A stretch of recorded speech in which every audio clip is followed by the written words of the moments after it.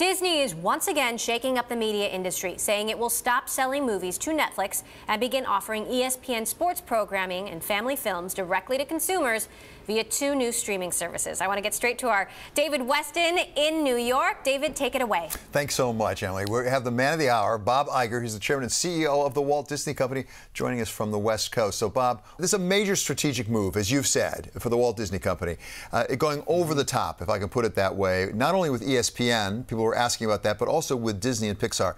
My question is, why now? Why not a year ago or a year from now? Well, we've seen a pretty dramatic shift in the way media is consumed. It's becoming more and more app-based. You just mentioned as it related to your 15-year-old son. I see it certainly with my kids and my grandkids. And a lot of the app-based consumption is done on over-the-top direct-to-consumer services. We've obviously got the great brands to be able to reach consumers directly because the brands are in demand and there's great passion for them.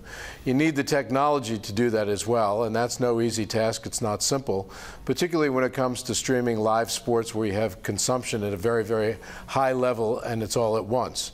So we bought a third of BAMTech a year ago. We had an option to buy control 4 years hence. We've accelerated our purchase of control so that we could move into the space at a faster pace, at a faster rate than we had initially anticipated because of the opportunity that we see in the marketplace. It's that simple. It's a combination of brands, technology, and consumer trends. So talk about the consumer for a moment, because I know the Walt Disney Company and you personally really focus on the consumer experience. At least initially, who is the target audience? Who do you think will use most often either this ESPN over the top or the Disney/Pixar? Well, you're looking obviously on the sports side at the sports fan and as the ESPN fan as well. Sports is still among the most popular programming that's out there. In fact, if you look at the 100 top rated TV shows in the United States last year, 94 were live sports. ESPN obviously provides a lot of live sports on its linear channels. This service will provide an additional 10,000 additional live sporting events in its first year of operation. So we're looking to reach the passionate sports viewer, this passionate sports fan that wants to be able to watch sports on mobile devices, on you describe as over-the-top direct-to-consumer services with really high-quality user interface. And essentially, that's what we're providing. On the Disney side, we've got a global fan base. They're passionate. There's a great affinity to the Disney and Pixar product. It's families, it's parents, it's kids, it's even teenagers and certainly grandparents. So we reach basically everyone, and it's worldwide. It's not just in the United States. There's a great thirst for a Disney-branded product today, and we're going to serve that fan well. As you say, particularly live sports programming has really been a mainstay of television for some time, going all the way back to broadcast television, and certainly everyone knows with respect to cable. Because of that, the cable distributors have been really reliant upon ESPN first and foremost. What do you expect the reaction to be from the cable distributors? Well, we're going to continue to distribute the ESPN linear channels through the cable distributors. They've been good partners of ours over the years, and together we've managed to create a highly profitable business. The distributors and the programmers alike have been experiencing the disruption that the whole market really is seeing and multiple businesses are seeing from advances in technology and changes of consumer behavior because of that, and we feel we have to react accordingly. My guess is that the distributors will look at this probably more as a threat than anything else. It's not intended to be that. What we're doing is we're reacting to marketplace conditions, and we're taking advantage of the quality of our brand, the passion in the product that we create, and the technology that enables us to reach consumers directly. You look at Disney's businesses, by the way, except for the theme park business, virtually all of our businesses touch the consumer through third-party distributors. That's everything from big box retailers to owners of motion picture theaters, and I could go on and on. This is an opportunity for us to reach the consumer directly, and that's an important step for the company in terms of growth. So, Bob, help me make sure I understand this correctly. Again, stick with ESPN just for a moment. If I sign up for this app the moment it's available early 18, is that right? Yes. So if early 18. If I sign up for this, app, so it's the ESPN app. But I won't get all of ESPN programming unless I've authenticated through my cable provider. Is that correct? That's correct. So there's one app that exists today. You can watch ESPN's linear channels on that app. This will give you the ability to buy access to another 10,000 live events through that same app experience with a subscription, what should be a very, very user-friendly method as far as we can tell. And eventually, I guess you could maybe predict that you'll be able to watch the linear channels in a similar fashion, meaning subscribe to them directly, but we don't have plans to do that right now. We'll watch the marketplace and see how it evolves. Is this the beginning of the end for the bundle, do you think? I think that's a little bit, maybe a little bit too strong. I don't think it's the beginning of the end at all. We've seen erosion of the bundle as new entrants in the marketplace offer consumers options. But no, I think it's still, first of all, it's still highly profitable. Secondly, I think it's still a very good consumer proposition. There have been incursions on the bundle, whether it's from new over-the-top providers, YouTube, Hulu being you know, a couple of them. In fact, we're an owner of Hulu, so we know about that. There's more competition to reach consumers with multi-channel services. I don't think this is necessarily the beginning of the end, but I think it represents a continued shift in consumer behavior and the opportunity that technology provides us. So as you look at this landscape, which you know so well, what is this most like? Is this most like Netflix? You just mentioned Hulu. What is it most similar to?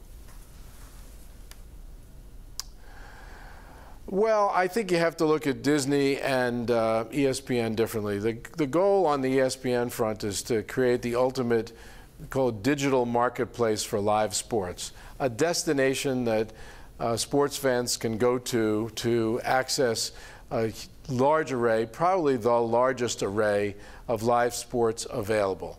Whether you call it a bazaar or you want to call it a marketplace, that's what that is.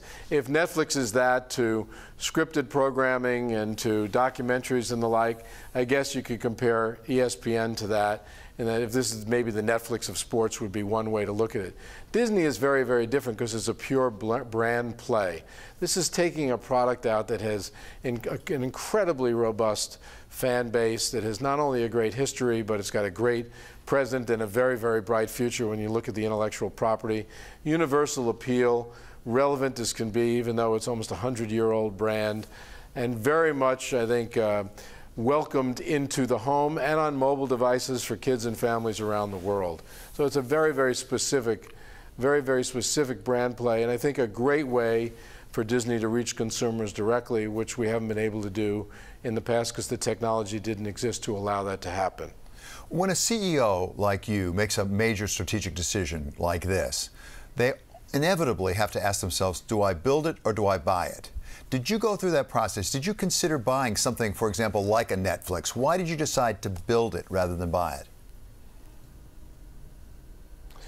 Well, in a way, this is a buy as well. We're buying a technology platform that's enabling us to create these businesses and go into the space much faster than we would have had we built it. I'm not going to comment on whether we looked at Netflix or what other acquisition opportunities that we've looked at or have had. We obviously have the financial wherewithal to do a number of things, but this seemed to be the best step for not only the Walt Disney Company, but for our shareholders in terms of creating a growth strategy, really growing the company long-term, taking a long-term view, which is really important, but also addressing some of the near-term issues that we're seeing, which is all about the disruption created by digital technology. In the sports app, the ESPN app, you have some major sports in there. You've got the NHL, you've got the MLB, the Major League Baseball, you've got college sports. I don't see NFL at this point. I don't see NBA. Are there plans to add those, and under what terms could you get them in? Well, we intend to license sports specifically for this app beyond the sports that have already been licensed either by BAMTech, because they've been in the business of licensing, or by ESPN. This creates an opportunity for us to monetize in more effective ways through subscription revenue as well as through advertising revenue, and in all the ways that a direct-to-consumer relationship can generate revenue. And so I think you can expect that this product will be in the marketplace to license more aggressively from basically multiple sports organizations, possibly even including the NFL and the NBA, where we have great relationships. I noticed in your release you said, and I'll quote here, that you plan to make significant investment in an annual slate of original movies, TV shows, short-form content for your Disney app. Are we talking about the sorts of investments we've seen from the likes of HBO, for example, or we've seen from Amazon, we've seen from Netflix? Well, I think you've got to be careful there, because Netflix, I can't comment on what Amazon's been investing, but it's pretty widely known that Netflix has been investing billions of dollars in original content. They've done so very effectively. I think what you mentioned, when you mentioned HBO, maybe this is a little bit more akin to that. We're going to basically produce, we're already developing original movies and original television series specifically for this Disney branded service. And it will be incremental investment to the investments we've been making in television and motion pictures in the past. So Bob, finally, let me ask you the big question. I think you started how old were you, 21 when you came to ABC? You've spent your entire career, quite an amazing career at ABC. 43. It's at 43 years ago. I wasn't going to do that to you. I wasn't going to count how many years it was. I was just going to say it was a lot. But looking at it now, with the sort of move you just made over the top, would you recommend to a 21-year-old son, because you have a son not far away from that, I think, would you recommend that he go into this business, go into this company the way you came into ABC and spend a career here? Well, absolutely. You know, we're one of the more attractive companies for people to work for, particularly college graduates. You know, those brands and that intellectual property and the reach that we have among consumers and the high esteem that people have for the Walt Disney Company and its various sub-brands, I think provides an unbelievably attractive and career for young people. There's a huge amount of potential here. You know, when you think about the company and you think about the world, we're about great storytelling, great branded storytelling, and you can't look at it in terms of how it's distributed in one time or the other. You have to look at basically the quality of the brands and the passion that people have for it and the opportunities that creates people who are managing to touch those brands from a career perspective. It's been great for me, and I would recommend, you know, my sons won't be able to work here until after I leave, but they'll maybe have that opportunity. I certainly would love that to happen. I don't think I'm going to see that, but. Okay. All right. Bob, thank you so much. That's Disney Chairman and CEO Bob Iger joining us.